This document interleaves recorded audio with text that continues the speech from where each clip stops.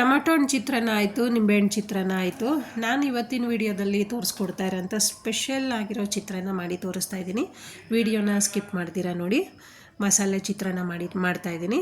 ತುಂಬಾ ಟೇಸ್ಟಿಯಾಗಿರುತ್ತೆ, ಹಾಗೆ ತುಂಬಾ ಸಿಂಪಲ್ಲಾಗೂ ಇರುತ್ತೆ. ಮೊದಲಿಗೆ ನಾನಿಲ್ಲಿ ಸ್ಟವ್ ಮೇಲೆ ಒಂದು ಬಾಣಲಿನ ಇಟ್ಕೊಂಡು ಎಣ್ಣೆನ ಹಾಕ್ಕೊತಾ ಇದ್ದೀನಿ. ಎಣ್ಣೆ ಸ್ವಲ್ಪ ಬಿಸಿ ಆಗಲಿಕ್ಕೆ ಬಿಡಬೇಕು. ಎಣ್ಣೆ ಬಿಸಿ ಆದಮೇಲೆ ಸಾಸಿವೆನ ಹಾಕ್ಕೊಳ್ತಾ ಇದ್ದೀನಿ. ಸಾಸಿವೆ ಚಿಟಪಟ ಅಂತ ಸೌಂಡ್ ಬಂದಮೇಲೆ ಕಡಲೆ ಬೀಜ ಹಾಕೋಬೇಕಾಗುತ್ತೆ.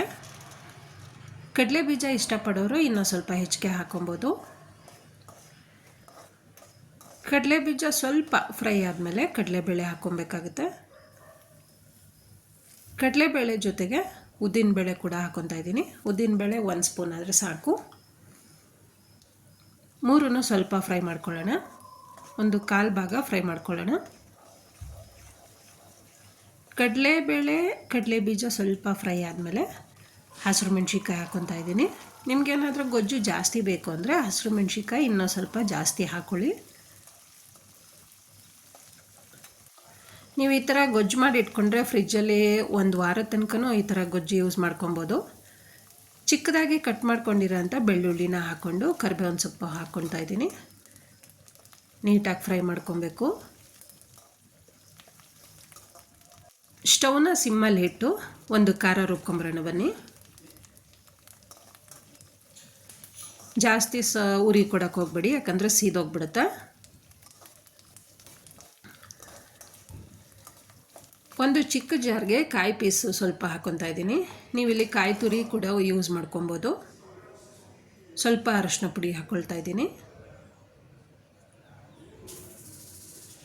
ಜೊತೆಗೆ ಹಸಿ ಶುಂಠಿ, ಚಕ್ಕೆ 2 ಪೀಸು, 2 ಲವಂಗ, ಸ್ವಲ್ಪ ನೀರನ್ನ ಹಾಕಿ ರುಬ್ಕೊಂಬರಬೇಕು. ತೀರಾ ನುಣ್ಣಗೆ ರುಬ್ಬೋದು ಬೇಡ, ದಪ್ಪ ದಪ್ಪ ಥರನೇ ಇರಲಿ. ನೋಡಿ ನಾನು ತೋರಿಸ್ತಿದ್ದೀನಲ್ವ, ತರಿ ಈ ಥರ ಬಂದರೆ ಸಾಕು. ಈಗ ರುಬ್ಕೊಂಡಿರೋ ಅಂಥ ಕಾಯಿನ ಕಡಲೆ ಬೀಜ ಮತ್ತು ಹಸಿರು ಮೆಣಸಿನ್ಕಾಯಿ ಏನು ಫ್ರೈ ಮಾಡಿರ್ತೀವಿ ಅದರೊಳಗಡೆ ಹಾಕ್ಕೊಂಡು ನೀಟಾಗಿ ಮಿಕ್ಸ್ ಮಾಡ್ಕೊಬೇಕು. ನಿಮಗೇನಾದರೂ ಜಾರಲ್ಲೇ ಇನ್ನೂ ಸ್ವಲ್ಪ ಖಾರ ಇದೆ ಅಂತ ಅಂದರೆ 1 ಸ್ಪೂನಷ್ಟು ನೀರನ್ನ ಹಾಕಿ ಅದನ್ನು ಮಿಕ್ಸ್ ಮಾಡ್ಕೊಳ್ಳಿ. ಜಾಸ್ತಿ ನೀರು ಹಾಕಬಾರ್ದು. ನಾನಿಲ್ಲಿ ನೀರು ಒಂದು ಸ್ವಲ್ಪನೂ ಹಾಕಿಲ್ಲ. ಹಾಗೆಯೇ ಏನು ರುಬ್ಬಿದ್ದೆ ಅದನ್ನೇ ಹಾಕ್ಕೊಂಡು ಮಿಕ್ಸ್ ಮಾಡ್ತಾಯಿದ್ದೀನಿ. ರುಚಿಗೆ ತಕ್ಕಷ್ಟು ಉಪ್ಪು ಹಾಕಿ ಮತ್ತೆ ಮಿಕ್ಸ್ ಮಾಡೋಣ. ಈ ಥರ ಮಿಕ್ಸ್ ಮಾಡಾದಮೇಲೆ 1-2 ನಿಮಿಷದ ತನಕ ಫ್ರೈ ಮಾಡ್ಕೊಬೇಕಾಗುತ್ತೆ. ಆ ಥರ ಫ್ರೈ ಮಾಡ್ಕೊಳ್ಳುವಾಗ ಮಧ್ಯ ಮಧ್ಯ ತಿರುಗಿಸ್ಕೊಬೇಕು. ನೋಡಿ ನಾನು ತೋರಿಸ್ತಿದ್ದೀನಲ್ವ, ಎಣ್ಣೆ ಬಿಟ್ಕೊಂಡ್ಬಂದಿದೆ, ಅಲ್ಲಿ ತನಕ ಫ್ರೈ ಮಾಡ್ಕೊಬೇಕು. ಕರೆಕ್ಟಾಗಿ ಫ್ರೈ ಆಗಿ ಹದ ರೆಡಿಯಾಗಿದೆ. ಸ್ಟವ್ನ ಆಫ್ ಮಾಡ್ಕೊಂಡಿದ್ದೀನಿ. ಸ್ಟವ್ನ ಆಫ್ ಮಾಡ್ಕೊಂಡ್ಮೇಲೆ ಅರ್ಧ ನಿಂಬೆಹಣ್ಣು ಹಿಂಡ್ಕೊತಾ ಇದ್ದೀನಿ.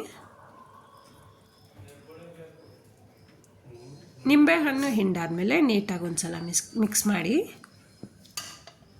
ಫ್ರೆಂಡ್ಸ್, ಹಾಗೆಯೇ ಯಾರಾದರೂ ಹೊಸದಾಗಿ ನನ್ನ ಚಾನಲ್ಗೆ ಜಾಯ್ನ್ ಆಗಿದ್ದರೆ ದಯವಿಟ್ಟು ಸಬ್ಸ್ಕ್ರೈಬ್ ಮಾಡ್ಕೊಂಡು ನೋಡಿ. ಹಾಗೆ ಬೆಲ್ ಬಟನ್ ಕ್ಲಿಕ್ ಮಾಡಿ ಆಲ್ ಅಂತ ಸೆಲೆಕ್ಟ್ ಮಾಡ್ಕೊಳ್ಳಿ. ನಾನು ಹಾಕೋ ಪ್ರತಿಯೊಂದು ನೋಟಿಫಿಕೇಷನ್ಗಳು ನಿಮ್ಗೆ ಸಿಗ್ತಾ ಇರುತ್ತೆ. ಹಾಗೆಯೇ ಪಕ್ಕದಲ್ಲಿ ನಾನು ಅನ್ನನ ಮಾಡಿಕೊಂಡು ಆರಲಿಕ್ಕೆ ಬಿಟ್ಟಿದ್ದೀನಿ. ಅದೇ ಅನ್ನಕ್ಕೆ ಇವಾಗ ರೆಡಿಯಾಗಿರೋಂಥ ಮಸಾಲ ಚಿತ್ರಾನ್ನದ ಗೊಜ್ಜನ್ನ ಹಾಕಿ ನೀಟಾಗಿ ಮಿಕ್ಸ್ ಮಾಡ್ಕೊಳ್ಳೋಣ. ನೀವು ಈ ಥರ ಮಿಕ್ಸ್ ಮಾಡ್ಕೊಳ್ಳುವಾಗ ಸ್ವಲ್ಪ ಎಣ್ಣೆನ ಹಾಕಿ ಮಿಕ್ಸ್ ಮಾಡಿಕೊಂಡ್ರೆ ತುಂಬ ಚೆನ್ನಾಗಿ ಬರುತ್ತೆ. ಅನ್ನ ಉದುರಾಗಿ ಬರುತ್ತೆ.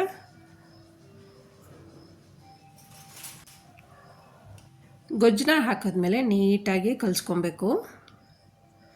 ಬೆಳಗ್ಗೆನೇ ನಿಮಗೇನಾದರೂ ಬ್ರೇಕ್ಫಾಸ್ಟ್ಗೆ ಏನು ಟೈಮ್ ಸಾಕಾಗಲ್ಲಪ್ಪ ಅಂದರೆ ಸಿಂಪಲ್ ಆಗಿರೋಂಥ ಇಂಥ ಇಂಗ್ರೀಡಿಯೆಂಟ್ಸ್ನ ಉಪಯೋಗಿಸ್ಕೊಂಡು ಟೇಸ್ಟಿಯಾಗಿರೋಂಥ ಮಸಾಲ ಚಿತ್ರಾನ್ನ ಮಾಡ್ಕೋಬೋದು ಫ್ರೆಂಡ್ಸ್. ಫೈನಲಿ ಮಸಾಲ ಚಿತ್ರಾನ್ನ ರೆಡಿ ಆಯಿತು. ಫ್ರೆಂಡ್ಸ್, ಇವತ್ತಿನ ವಿಡಿಯೋ ನಿಮ್ಗೆ ಇಷ್ಟ ಆಗಿದ್ರೆ ದಯವಿಟ್ಟು ಲೈಕ್ ಮಾಡಿ, ಶೇರ್ ಮಾಡಿ, ಸಬ್ಸ್ಕ್ರೈಬ್ ಮಾಡಿ. ಮತ್ತೆ ಮುಂದಿನ ವಿಡಿಯೋದಲ್ಲಿ ಸಿಗೋಣ. Thank you.